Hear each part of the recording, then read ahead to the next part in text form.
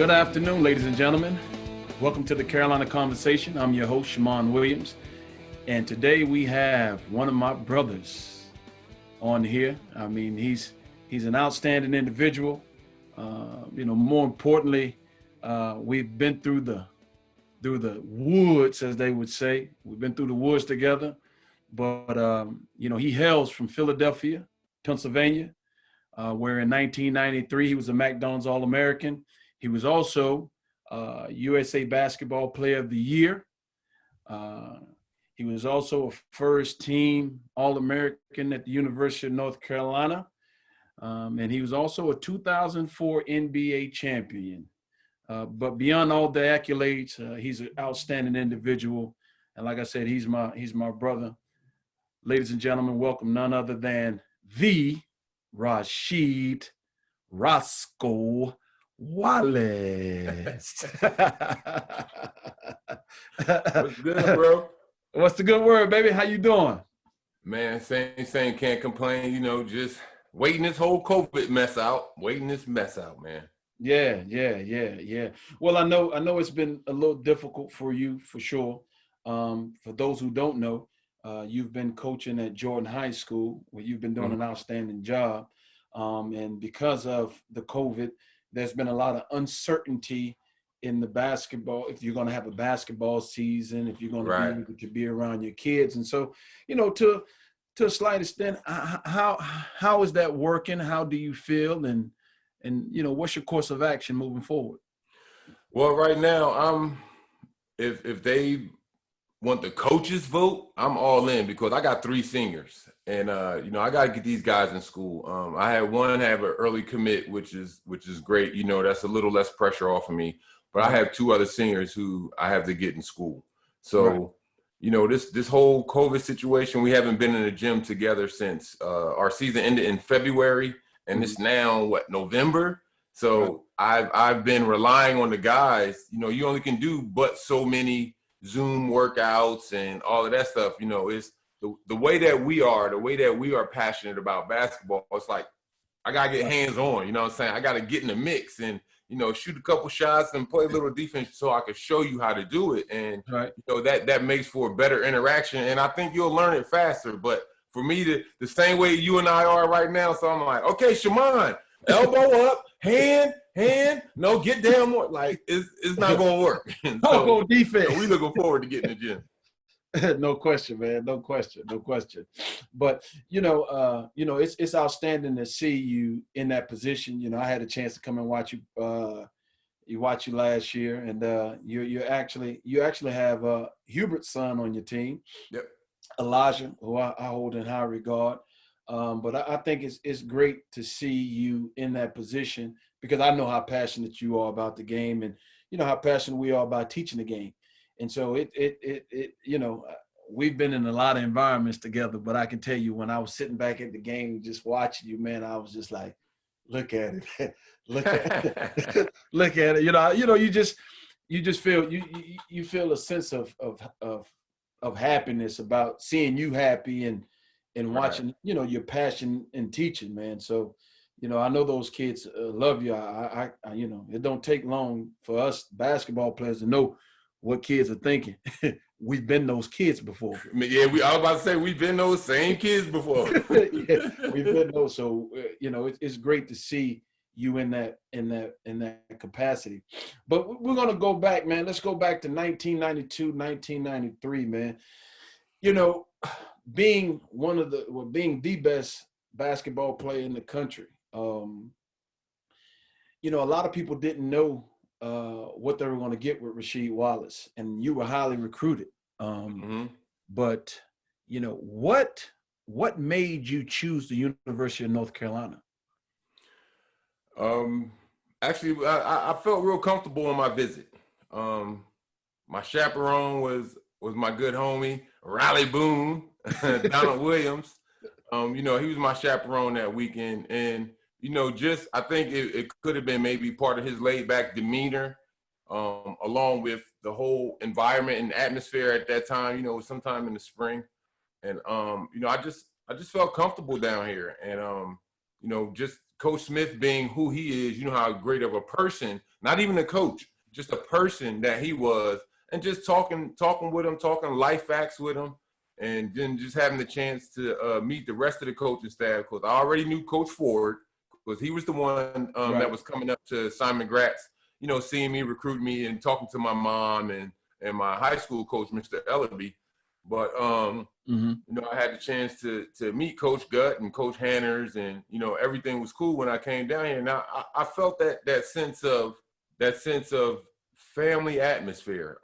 And like I said, I felt real comfortable, man. So that's for me, as a lot of my mentors told me in making my decision, go where you feel most comfortable, not where I want you to go, not where your mom wants you to go or your brothers, whoever. Go where you feel most comfortable. And that's where I was.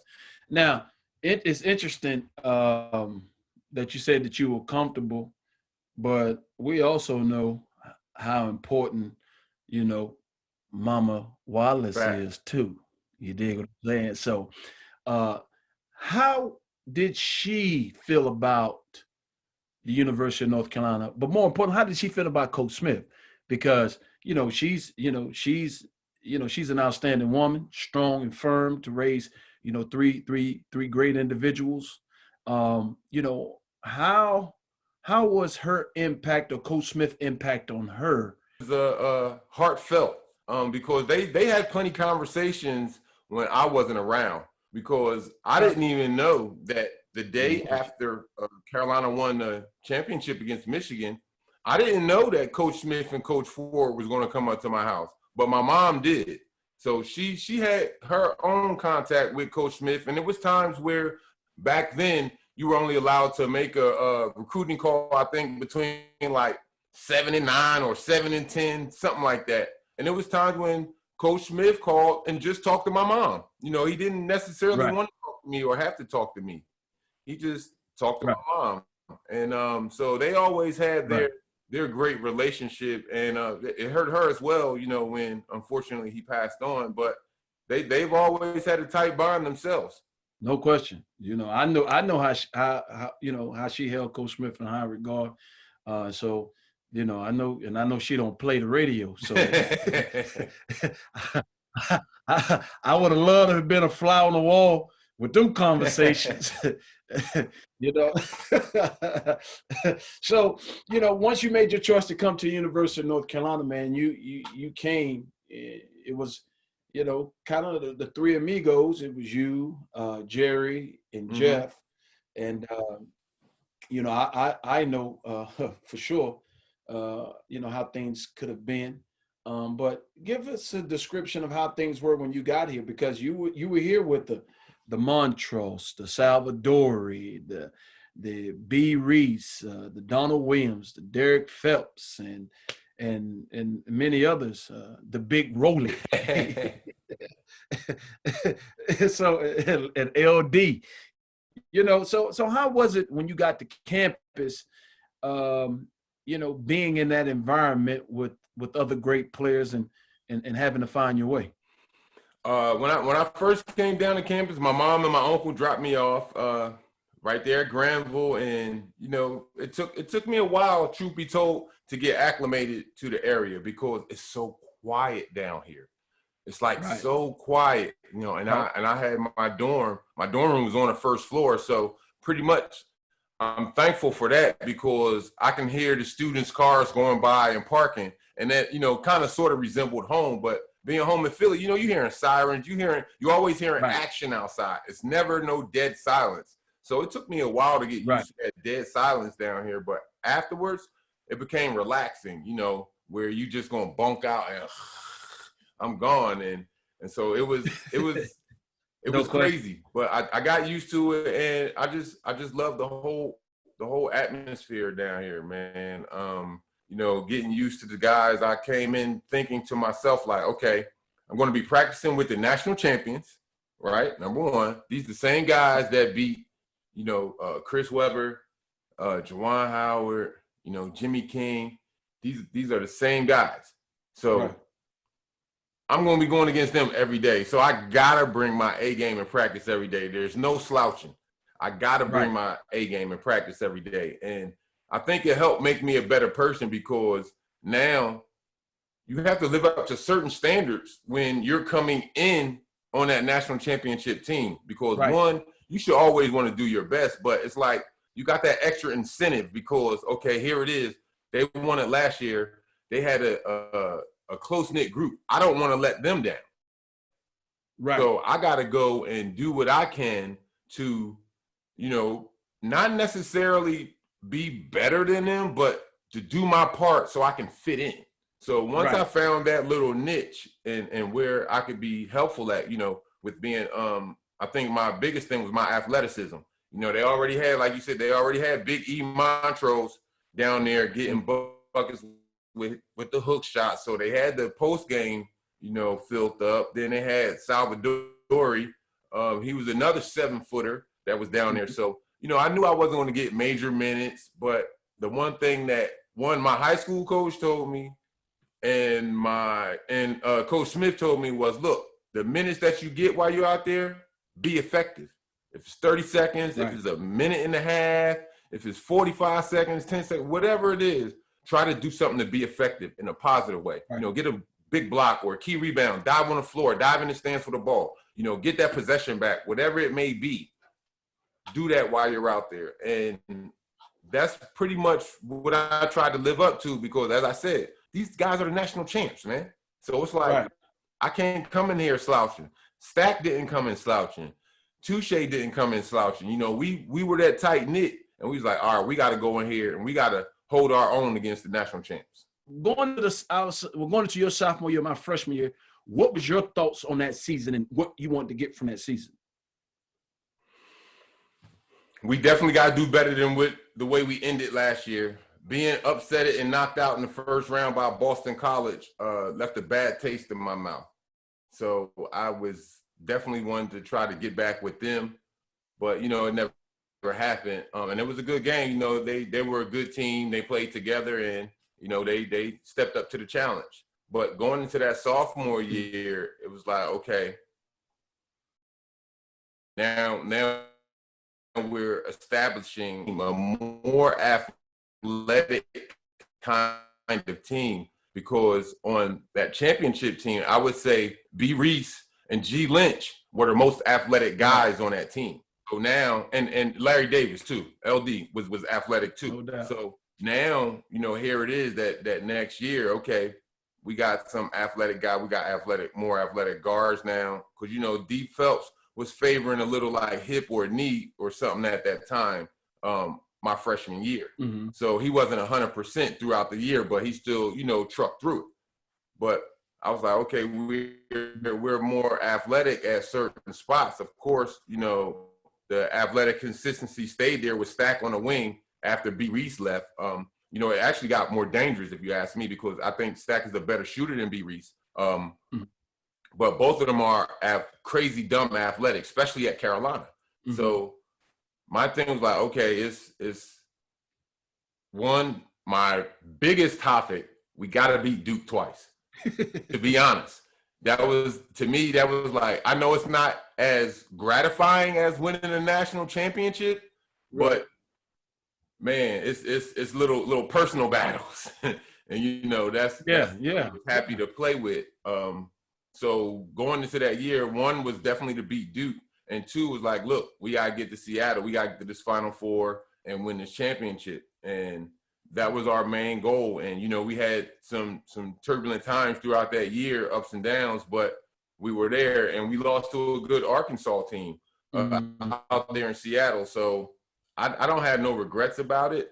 I think it was a hell of a year. I enjoyed my time. I learned a lot from Coach Smith, and I learned a lot from the players that I played with my freshman and sophomore year. So, you take that into effect a whole lot. And going back to our relationship, I think our bond became stronger when I had to run with you on the beach. Yeah, you bet. I was talking to Coach Ford about that. I said, I said I didn't understand then. I'm okay with it now. We talk about it here and there, but for those who don't know, And and a lot of times people always talk about Carolina guys didn't go to class, they didn't go to class. Well, here we go. Well, we're gonna talk about this right now to show you, to help you understand that we most definitely went to class, and Sure. it wasn't a question about it. Every morning, I would wake up, I would hit the wall, boom, boom, boom, boom, boom, boom, boom. She would hit the wall back, boom, boom, boom, boom, boom, boom, boom. So that way we knew we was up, we knew what we had to do. We had to get up, we had to go to class, we walked the yard together, and so on and so forth. And so we happened to be on a break at the time. We were going to Hawaii. So we weren't in school. We weren't in school, ladies and gentlemen. Now, Sheet, if I happen to be incorrect, now you're more welcome to correct me. But I think I'm correct. So far, so good. I'm pretty sure I'm correct. So we had to be at the gym at 7 a.m. to get on the bus, to get to the airport, to take our flight to Hawaii. So I get up at probably about 5:45. Boom, boom, boom, boom, boom, boom, boom. I get up. I don't hear anything. I say, that's strange. Boom, boom, boom, boom, boom, boom, boom. I wait. I don't hear anything. So I said, maybe, because you never know. He might fall asleep with his headphones on or something like that. So I said, I give him a little time. You know what I mean? I get a little time. So I walk in the suite, about 15 minutes, I walk in the suite, hit on the door. Boom, boom, boom, boom, boom. I ain't get nothing. So by this time, it's about 6:20. And so, the manager's going to come and pick us up at about 6:30. So 6:30 come, I go to the door. I'm knocking, I'm kicking. I'm like, man, where is she at? Back then we had them little StarTACs. You remember them little StarTACs? Little StarTAC mobile. You're mad because you're going to use your minutes in the daytime. You get the free minutes in the daytime. Minutes at night. I got to use my, yeah, this ain't 3 minutes. This is my brother, though. I got to call him. So I call him. Man, he don't answer this phone. I said, Lord have mercy. So I take my stuff, get in the car, go to the gym. Get to the gym. Everybody say, Shimon, where Rashid? So now you in the position of, do I tell it? I don't want to tell it. So, hey, Sheet, so I had to throw it to the left a little bit. He'll be here. I ain't got a clue where you at, but in my heart, had that faith. I say he gonna be here. No question. No stand-up dude. I know he gonna be here. Coach say, Shimon, you seen Rashid? Say, I hadn't seen him, Coach, but he gonna be here. You talk to him? Something like that. Something like that I talked to him. Something like that. Telepathy. Something like that. Talking to him. Yeah, but telepathy. Boy, I remember Phil looking at me. He looked at that clock. I said, keep my head down. I said, they ain't gonna leave Rashid now. That ain't gonna happen. I got now. It's just some things you ain't gonna do. You ain't gonna leave no Rasheed Wallace not to go out here to no Hawaii now. This bus here gonna stay here. Coach Smith, I learned a lot about him right then and there. Yeah, he was a man of his word. Cause 7 o'clock, that door closed, and that bus started backing out. That bus started pulling out of there, and I promise you, it was like I didn't sit at the back of the bus, but I promise you, we were going down that hill. It's like I ran to the window, like in the movie, and I was looking. Where you at? I wanted to say, there he is. That's what I wanted to say. There he is. So, ladies and gentlemen, we fly to Hawaii. And then I think somewhere we took a stop before we flew, I think maybe Detroit or I don't know where it was, but they said they got in contact with Sheed. He was going to be on the next flight. So people were like, I thought you talked to him. I said, I didn't say that. I said he would be there. I didn't say that. I said he would be there. He would be there. And so. So we get to Hawaii. We get there before you, we get a little acclimated. And then as soon as you touch down, we have practice. We go into practice. she kill it. You know, he kill it. I mean, like he knew he missed that flight. He said, "I ain't gonna get in trouble. I'm punished." Using that ha you. Oh, I was like, yes, ooh. So she on that thing. He doing it, baby. You know what I mean? So we riding that bus back. Everybody giggling. I'm gonna say, Coach say, okay, weighted vest and running on the beach. Well, everybody knew she was late. So I said, Rasheed Wallace. And I knew I had to run. No question. You like, you know, it was cool. So then I'm gonna say, and Shimon, you run with him. Oh, wait a minute. Wait a minute. Yeah. And I looked at you and you laughing. Wait a minute. Now I love him. Ain't no doubt about it. That's my man. But I was on the flight. I was on that flight. Y'all remember me? I was on that flight. Hey, Doe, what she hit you for? What she hit you for, Doe? That's what that was like, yo. You always like to better than me. So let me tell Act 2 of Scene 1. So all right, go ahead. As he said, people, Shimon, he was banging on the wall, banging on the door. That was our little code to make sure that we got up for class. So I knew we were leaving early. And as he mentioned, we weren't in class. It was during a Christmas season, holiday season. So right. I'm out with the homies and stuff, you know, having some drinks and everything. Ended up having more than I wanted to. So what happened was I fell asleep early. I fell asleep probably like about 10 o'clock, right? Pretty much drunk, like about 10 o'clock. And I woke up. It was like about, I sat up like, oh, all right. So it was about like maybe 3-something. And I was like, all right. My bag was packed by the door. I was like, all right, I'm gonna put my clothes on and set my alarm. And I'm sat on my bed and I laid back, right? I'm like this on my bed. Gone. I don't hear you banging. I don't hear Stack, Jeff, nobody, right? Boom. So I hop up like, oh, look at the clock. I'm like, man. So I call Miss Woods and everything. I called the people down at the Dome, like, yeah, she, you know, I missed the bus. They was like, oh, long night and this and that, right? So I'm like, yeah. So boom, they got my plane ticket. So I go to the airport and my layover was in LA. So gotcha. I flew from RDU to LAX in the middle seat. And I'm about 6'10", 6'11". Look. I'm like this.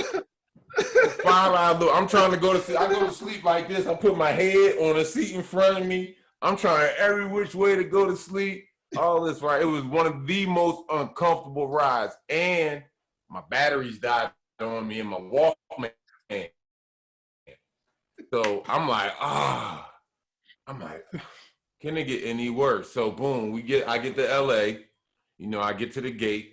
Boom, fly out to another 6 hours to Hawaii. So, all right, we land. So, you know, I'm excited. Like, okay, it's my first time to Hawaii. Yeah. So that's, you know, how I'm looking at it. And I already know, like, yeah, I know I'm going to hear it from Coach Smith. So I already knew that. That was already set in my plan. So as you mentioned, you know, we went through practice. Everything had a good practice on the way back. And so we pulling up to the hotel. And you know, I see the managers got the vest. So I'm like, all right, I know I got to put one on. Cool. And then when he said your name too, and the look on your face, yo, I cried, dog. That's what made it so funny. I was crying because you was like, what I do? I ain't do nothing. I was like, yo, it was hilarious to me. And then here we are, just on the beach and talking. And you was hot with me, boy. You a couple of times I seen you cut your eye at me like, man, whatever, she like, yo, but it was hilarious though, man. And then so here's the cherry on top of the icing that a lot of Carolina fans might not know. So during that same trip, when we were out there in Hawaii, during the same trip, Oak Hill Academy, which is the school that Jerry Stackhouse and Jeff McGinnis went to, they were playing in the Christmas high school tournament out there. So it was probably about maybe about 7-8 miles from where our hotel was. So they was like, yo, we're gonna go to the game. You wanna roll? I'm like, all right, cool. And then so they was like, I'm like, how we getting there? And I was like, I could put a little bit on the cab. And they was like, no, we're gonna get some scooters. I was like, I can't afford no scooter, right? Because I didn't have it like that. So guys pitched in, boom, and got me a scooter. So I'm like, all right, bet, thankful, boom. So riding the scooter and everything. So it's like, are we all cool? And we looking like a music video. We looking like Bad Boy video. All of us on mopeds, like, yeah. So boom. Okay, no addition. Let's test this. And I'm on that moped. I'm like this, right? And then it fishtailed a little bit, like, I said, whoa. I slowed down. And so, I'm still riding with everybody.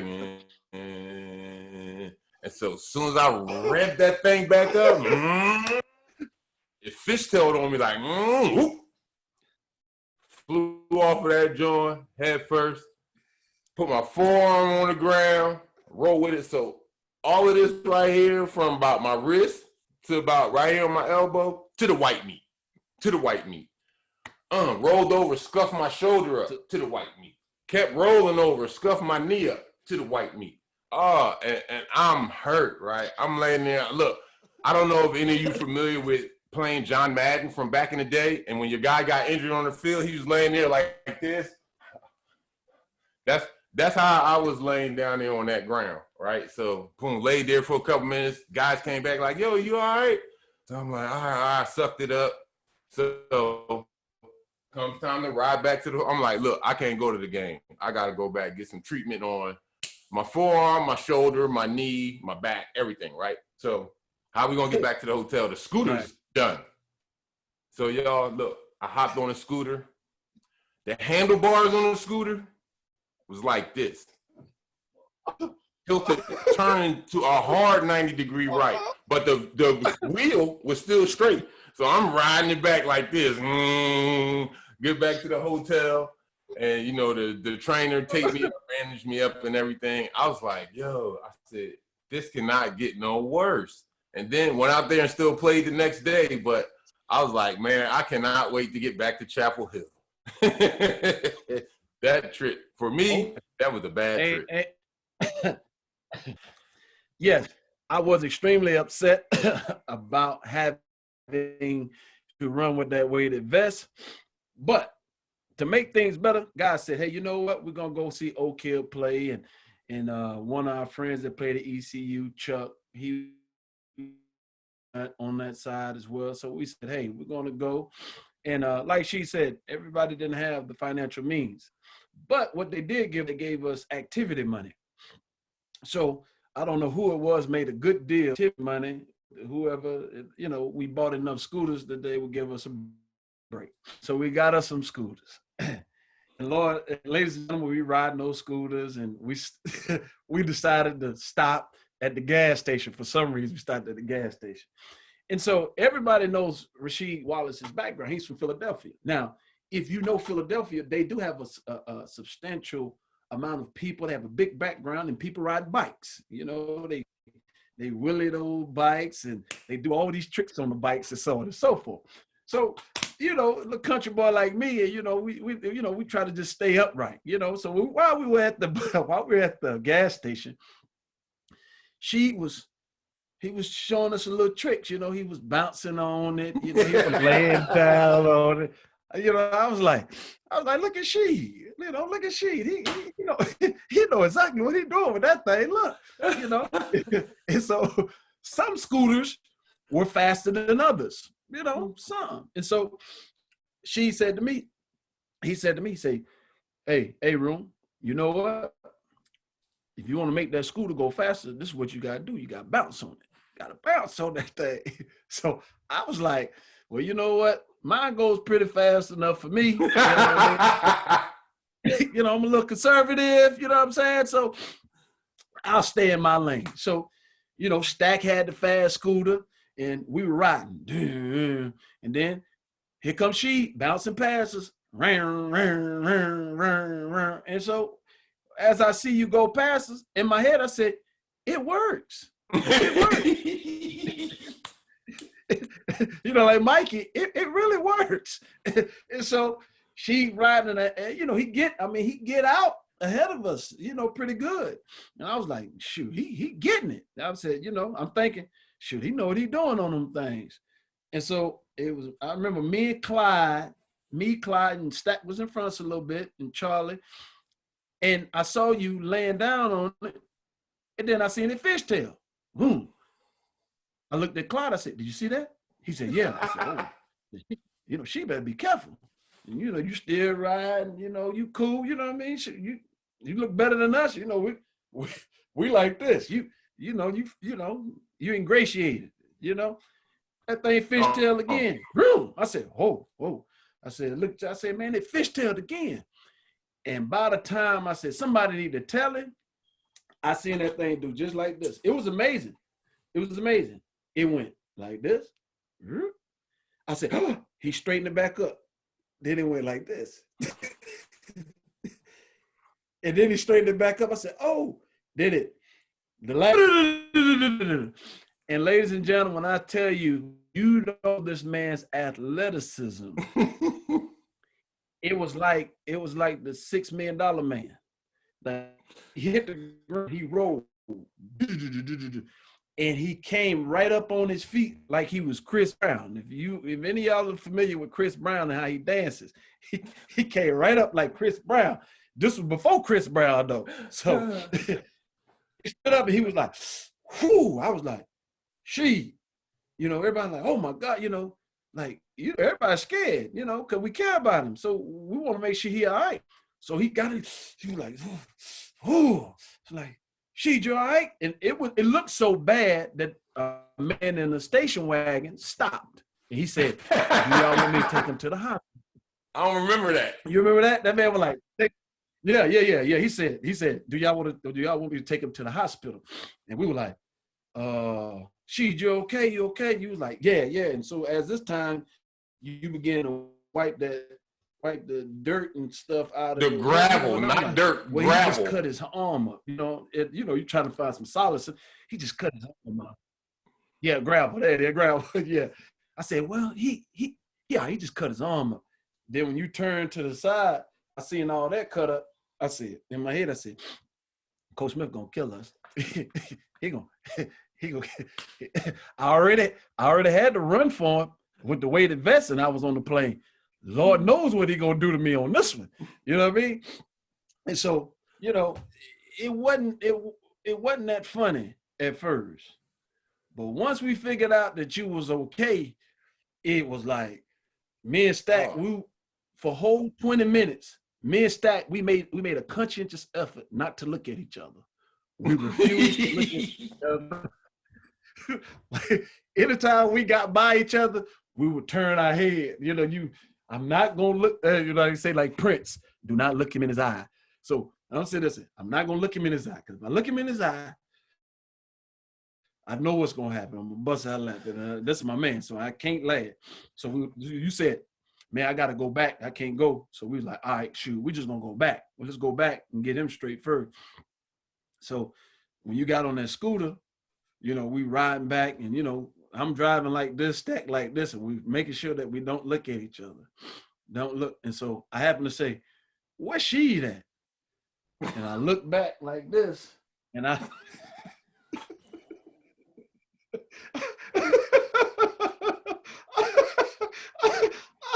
I see you ride like this. And so in that point sheet, Stack was on this side. And so, you know, I said, where's she at?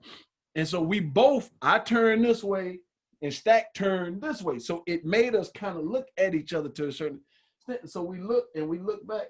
And when we turned and saw each other, we finally made eye contact. Boy, couldn't help we laughed for 4 miles. You couldn't help it. You could not help it. You could not help it. But boy, but what I will say, ladies and gentlemen, if you go look at that Hawaii tape, yeah, you go look at that tape, he wrapped that thing up, and Lord have mercy, he went to work. Yeah, you covered up with the tattoo now, but he went to work, ladies and gentlemen, and it just showed you, like, for me, it was amazing because I was like, man, this man cut up, but his passion for the game and not cut up physique. Yeah. hey, I'm telling you, ladies and gentlemen, me and this guy, you know, before we go any further, I remember this sheet. Remember they had the what's it called? The U-Mall. They had the U-Mall. And so University Mall. Yeah, and so, you know, the first time I went to the U-Mall with him, it was me, you, and Muhammad. I went to the U-Mall, and we walked in the Foot Locker. And, you know, everybody knew who Rasheed Wallace was. You know, they knew who I was. They knew who Rasheed Wallace was. And so, you know, she was always, you know, try to be to himself. Now, I know sometimes he forgets that he's 6'10". He acts like he thinks he's common height. So sometimes he forgets that he's 6'10". And so I remember, you know, being overwhelmed with people saying, sign this, would you sign this? Would you sign this? And you were trying to accommodate him as much as you could, but it got to a point where you were just, you know, had enough. And so we were in Foot Locker, and the guy came in and said, "Oh, Shammond Williams, you Shammond Williams, and you Rasheed Wallace." You know, for me, I was like, "Oh, they recognize me." You know what I mean? Shoot, you know, that's all right. All right. She ain't played no games. They recognize it. He was like, "Yeah, would you sign this?" You know, and I remember them giving it to you, and you were standing. It was funny because it seemed like I said, you forget you 6'10", so it's kind of like he was standing there like that. They can't see me. They can't see me. They can't see me. They can't see me. So the dude came and said, "Mr. Wallace, would you sign this for me?" And you was like, "Yeah, I signed it." You grabbed the marker and you signed it. So, all right, cool. He brought it to me. "Mr. Williams, would you sign it?" So as I'm beginning to sign this, I don't know if it was a shoe or something. Might have been a shoe. As I'm beginning to sign this shoe, I'm looking down. I say, "That say Donald Duck."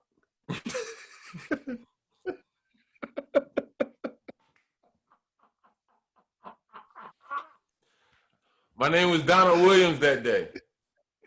Donald Duck. I can read that. I said, boy, it took everything in me not to laugh or draw attention to it, because, you know, I said, well, maybe when he get home, he'll realize he got Shammond Williams and Donald Duck.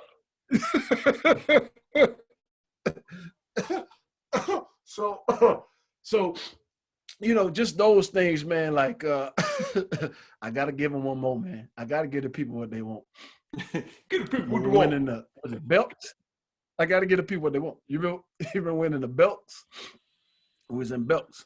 And so, you know, like I said, this is my first time kind of being out with you and my other big bro, Muhammad. And Muhammad was buying something. He was at the register. Mm-hmm. You remember this? I don't know. I gotta see where you're going with it. And so Muhammad was like, "Excuse me, ma'am." You know, I'm like, "What's going on?" He's like, "Excuse me, ma'am, do you have any pills?" And the lady was like, "What kind of pills?" He was like, "Any pills." He was like, look at my brother. Look at my brother. He needs his pills. And so here you are, 6'10", and I'm looking, and you start going, "Oh, ha, ha." And you hit that counter, pow! Everybody like, "Oh my God." He was like, "Yeah, he's having an attack. He's having an attack right now." I do remember that. Does he have any pills? And so, you know, me, you know, I'm sitting there thinking to myself, shit, do I need to go and get some pills? Because I ain't privy to the information right now. You know what I mean? And so I'm kind of shook too. You know what I'm saying? Truth be told, I'm like, oh man, I ain't never seen this before. What's up with my man? Because you ain't no little dude. So it ain't like who gonna grab it? You, ooh, ha, ha, ooh. And the lady was like, oh. She was startled. And then I don't know what Muhammad pulled out, some chewing gum or something, and gave it to you. And then you calmed down and you were like, oh, I'm sorry, ma'am. I had them episodes sometime. And I was sitting there in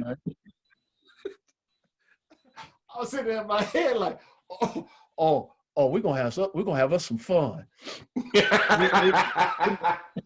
We most definitely gonna have us some fun. Soon as I get acclimated, we're gonna have us some fun.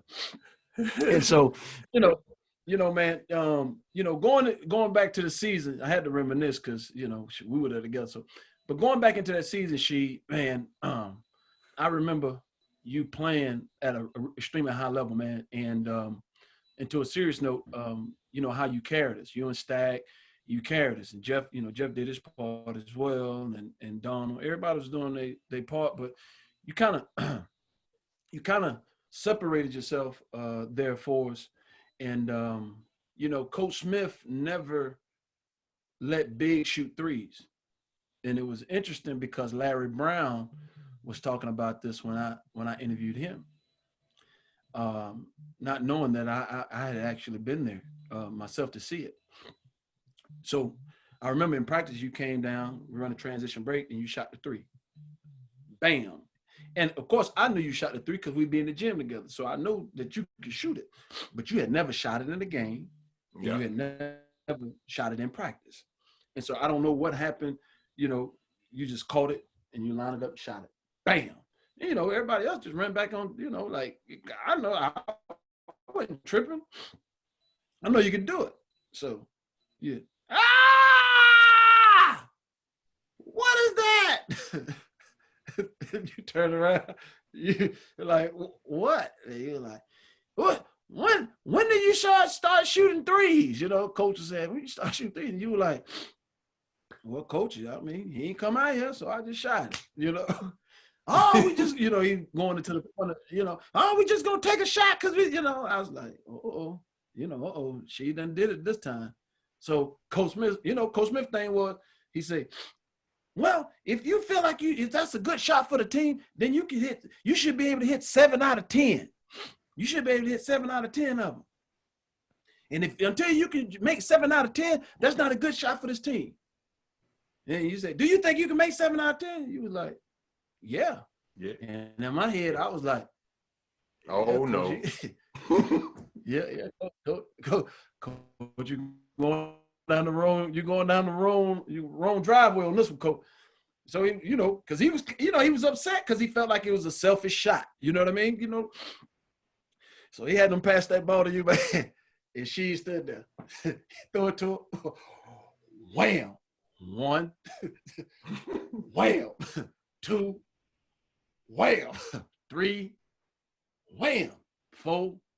Wham. 5, 6, 7, 8, 9, 10. And after you hit the 10, it was kind of like you turned and were like, and he was like, it's still not a good shot. It's still not a good shot anyway. It's still a bad shot. Hey, I was like, well, coach, you asked him, you asked him to do it, and not only did he hit 7 out of 10, the man hit 10 out of 10. And so, when now when you look back at it as an adult, back then, it was funny and it's still funny. But now when I look back at it as an adult, I sit there and I say, how selfless you were to not show everything that you could do for the sake of our program. That was my job. Now in the summertime, when we goofing off and playing in Woolen, and when we were playing in the summer league at St. Aug, yeah. Right. Do all that crazy, because then it don't count. When it count, I wasn't recruited to shoot threes. I wasn't recruited to come down like this.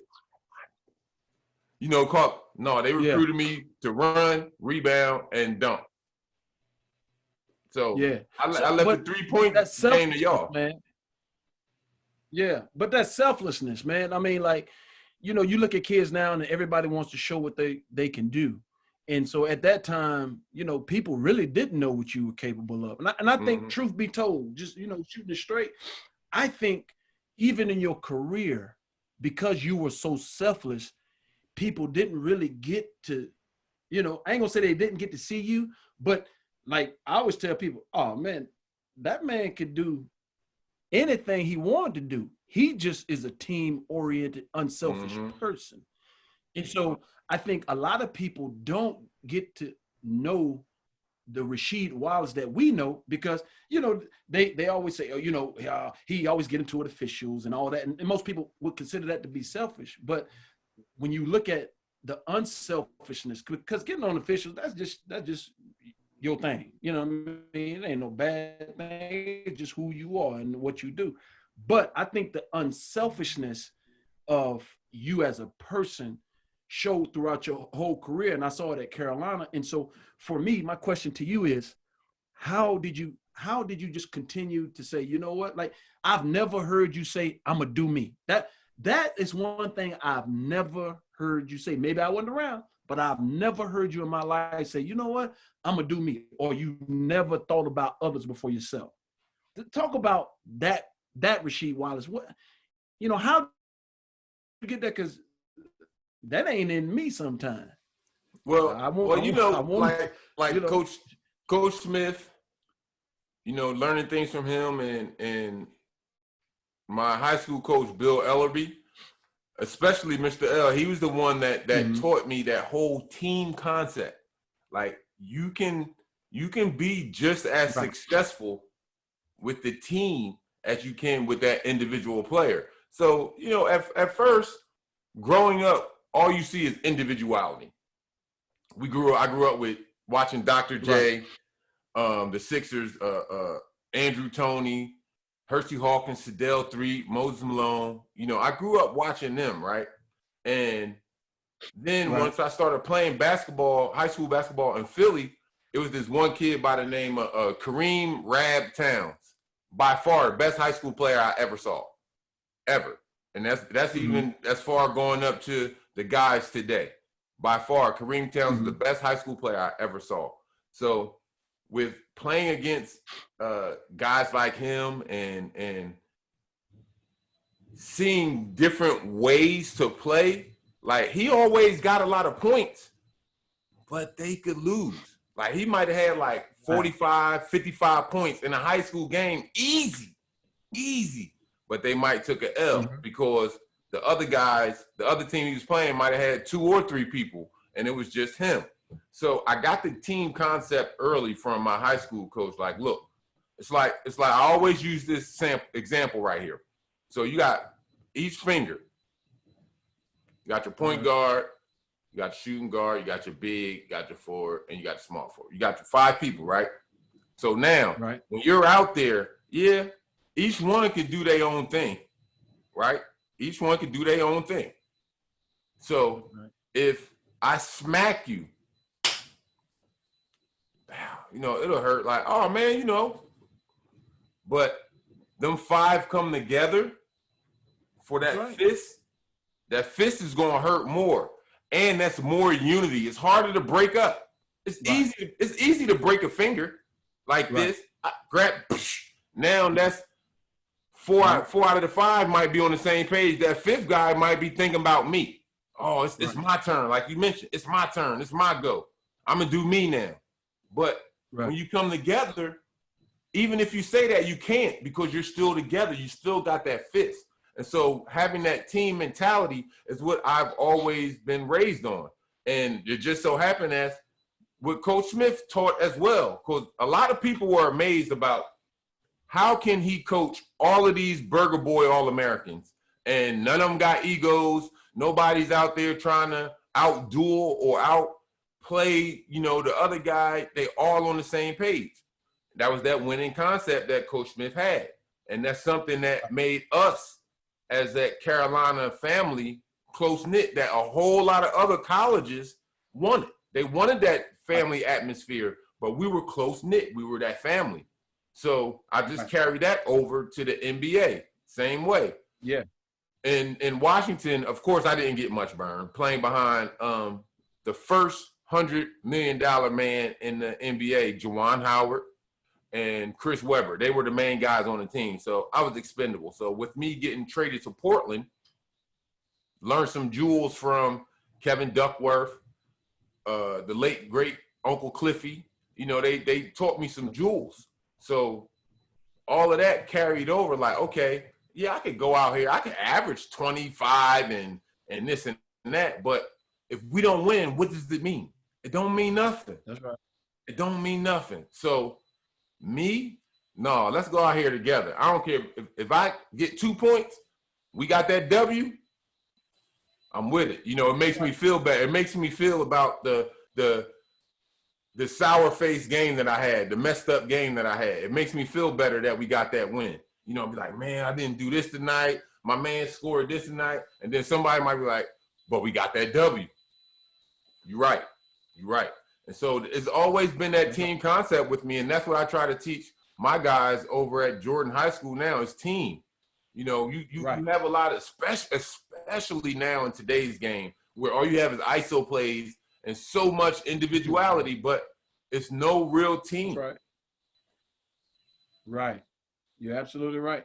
And it's interesting because Larry Brown, you know, he talked about his Detroit team. And he said to me, he said, well, Shimon, you know, we felt like we were a pretty good team. He said, we were okay.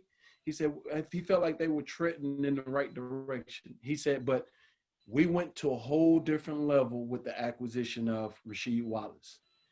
And I knew exactly what he was talking about. And listening to you talk and, you know, just knowing the selfless person you are, I knew what he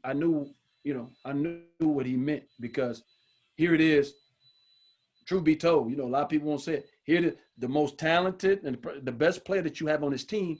He's willing, like you said before, he's willing to just have 11 points or 2 points as long as you get the win.